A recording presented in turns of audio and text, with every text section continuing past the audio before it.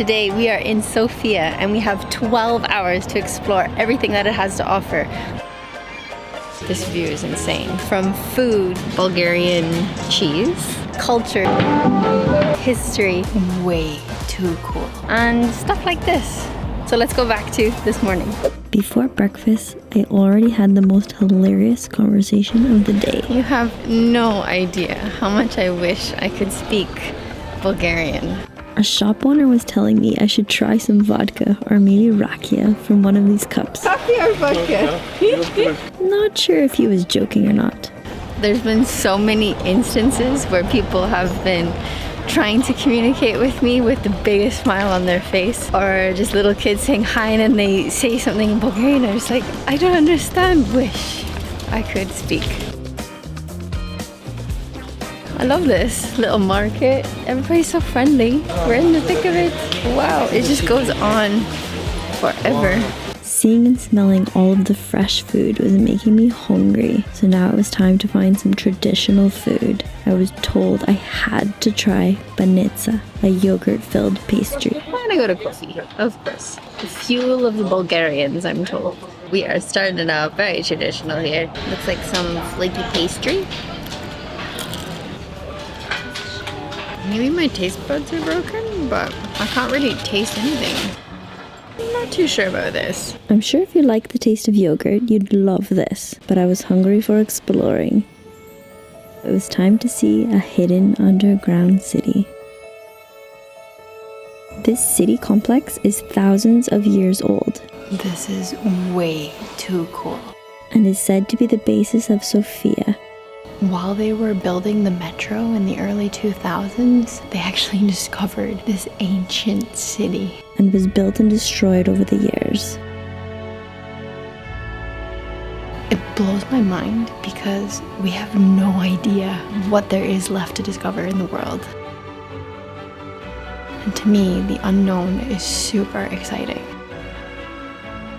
Sofia is the next big thing in Europe. Lunchtime. I've learned over the years how I can find an authentic restaurant fairly easy. So just 2 streets over is a very touristy street with lots of like fast food and stuff. I figured, if I go a little bit over, thank you. If I go a little bit over, then I'm guaranteed to find a restaurant that has Bulgarian food and does it well. And here I am. Got a Shopska salad, which I'm told is very traditional. Looks like it's got some green peppers, Kalamata olives. I know this is Bulgarian cheese, red onion. So no special time if you're with your loved one if you have a bunch of onions. I got a grilled trout.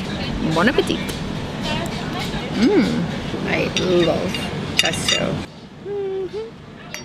Next was the most famous thing to see in Sofia. But first, hit that subscribe button if you aren't already subscribed and you like this kind of content. We're trying to get to 10,000 before the end of the year to bring you even more videos.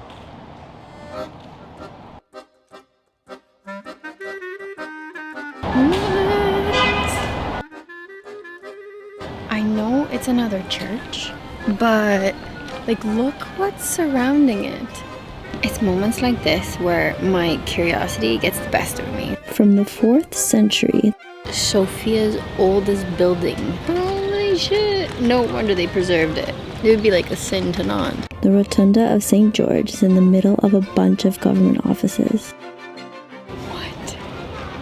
And then there's nothing like the modern reminder of how far we've come. Fast food. But never mind. I was on my way to Sofia's symbol, known worldwide. The gold-domed cathedral. It's like the Eiffel Tower.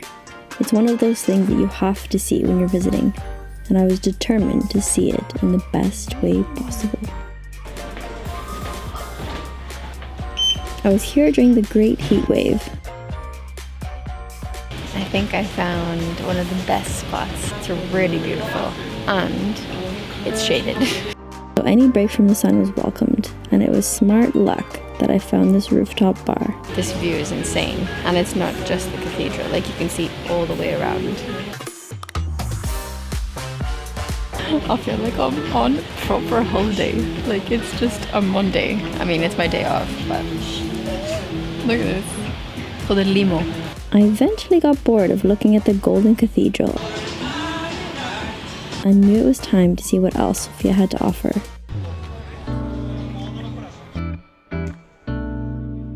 This behind me looks like a pretty important building, and what I see out front are two statues of a lion. There's got to be some sort of symbolism with a lion. I'm gonna cross the street. Yeah, there's got to be some sort of symbolism with lions and Bulgaria. The lion is the symbol of Bulgaria. It represents supreme and divine power, justice, and tranquility. Speaking of tranquil things, did you know that Bulgaria is one of the main sunflower producers in the EU? And this just so happens to be fitting for the local chocolate sunflower candy bar I decided to try. Really spongy and sticky. That's probably the reason I've never been asked to model. Anyways, the sun was setting and the 12 hours in Sofia were coming to an end. I watched the warm glow in the buildings and then heard music to my ears. Quite literally. This isn't something that happens every day here, so I knew I was lucky to experience this, and even better that I can share it with you.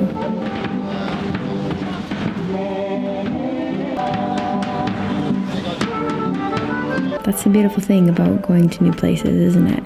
You never know what you're going to get. And if you do happen to go to Sofia, let me know your thoughts. Quick tip for anybody who is going to be using Sofia Airport. There are two terminals, and what you need to know is that Terminal 2 is very easy to get to. You can actually take the metro from Sofia in the city center, and I think it's like 20-30 minutes by metro, and you arrive, no problem. Terminal 1, on the other hand, is much harder to get to. You can still use the metro, but then you'd have to use the free shuttle bus, which I read takes 30 minutes. I ended up taking a taxi, so I took a taxi from city center, and it cost about 10 euros. And if you need to know which terminal your flight is going from and your ticket doesn't tell you, like mine, you can check on this website. I'll put it there for you, so it's a lot easier. So I hope that helps. Happy travels, my friends. If you like nature and are planning to go to Bulgaria, check out this video. It's perfect if you like nature and a good laugh. Thanks for watching, friends.